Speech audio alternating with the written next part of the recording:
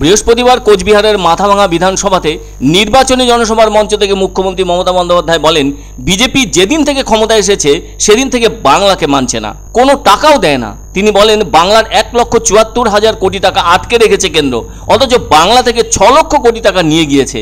এদিন মুখ্যমন্ত্রী বলেন, গত রবিবার দুর্যোগের খবর পেয়ে ওই রাতেই ঘটনাস্থলে গিয়েছিলেন তিনি।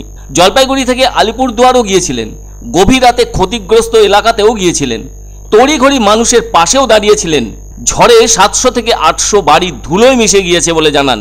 এবার তিনি বলেন, কেন্দ্র কোনো সংবিধান বা আইন মানে না, ওদের একটাই নীতি, এক দেশ এক দল। আবাস, রাস্তা সহ 100 দিনের কাজের সমস্ত টাকা আটকে রেখেছে। কেন্দ্র টাকা আটকে রাখলেও রাজ্য 100 দিনের টাকা মিটিয়ে দিয়েছে। 3 বছর ধরে কাজ করিয়ে টাকা আটকে রেখেছে। তিনি বলেন, প্রাকৃতিক দুর্যোগে ক্ষতিগ্রস্ত বাড়িগুলোকে আমরাই ঠিক করে দেব। কমিশনকে অনুরোধ করব, বিষয়টিকে ঝুলিয়ে রাখবেন না। ভোটের আগে সিএ নিয়ে চিৎকার করেছে বিজেপি। আসলে সিএ হলো মাথা আর এনআরসি হলো ল্যাজ। বিদেশি বলে চিহ্নিত করে ডিটেনশন ক্যাম্পে আটকে রাখবে।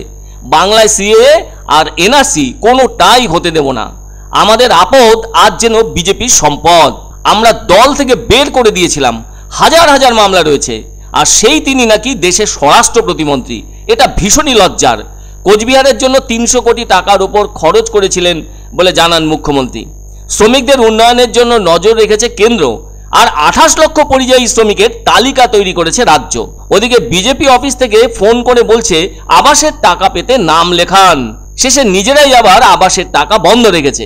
ফলে যেদিন থেকে ক্ষমতায় এসেছে সেদিন থেকে বাংলাকে মানছে না, কোনো টাকাও দেয় না। বাংলার 1,74,000 কোটি টাকা আটকে রেখেছে, অথচ বাংলা থেকে 6 লক্ষ কোটি টাকা তুলে নিয়ে গিয়েছে। অন্যদিকে তিনি বলেন, কমিশন দেখুক কিভাবে এজেন্সিকে ব্যবহার করে তৃণমূল নেতাদের হেনস্থা করা হচ্ছে, যা কোনোভাবেই গণতন্ত্রের আদর্শ পরিবেশ নয়। এবার মুখ্যমন্ত্রী গর্বের সঙ্গে বলেন, লক্ষ্মীর ভান্ডার এখন মডেল। তিনি আরো বলেন, বিজেপি শাসিত রাজ্যে মহিলাদের সবাইকে টাকা দেওয়া হয় না। তার কারণ হিসেবে তিনি স্পষ্ট করে বলেন, বিজেপি প্রথমে প্রতিশ্রুতি দেয়, তারপর আর পালন করে না। এই মাথা ভাঙার পর তিনি সভা করতে চলে আসেন জলপাইগুড়ির মালবাজারে। তবে তিনি যে শুধুমাত্র রাজ্যের 42টি আসনের জন্য লোকসভার ভোটের প্রচারে যাচ্ছেন তা কিন্তু নয়, যাবেন ভিন রাজ্যেও। চলতি মাসেই তিনি ছুটবেন অসম ও উত্তরপ্রদেশে। সেই নিরিখে আগামী 17 এপ্রিল তার অসম যাওয়ার কথা রয়েছে।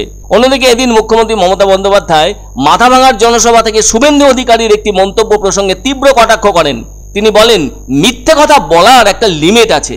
শুভেন্দু অধিকারী বলেছিলেন, পুরোহিতের কাছ থেকে শংসাপত্র আনলেই নাকি সিএ এর অধীনে মিলবে ভারতীয় নাগরিকত্ব। ঘটনাটিতে বিস্ময় প্রকাশ করেন তিনি। এক্ষেত্রে মমতার প্রশ্ন, পুরোহিতই যদি করতে পারে তাহলে এম্পাওয়ারমেন্ট গ্রুপ যেটা করেছো তাতে সেন্সাসের লোক রেখেছো কেন, আর কেন পুরোহিতকে তাতে রাখোনি?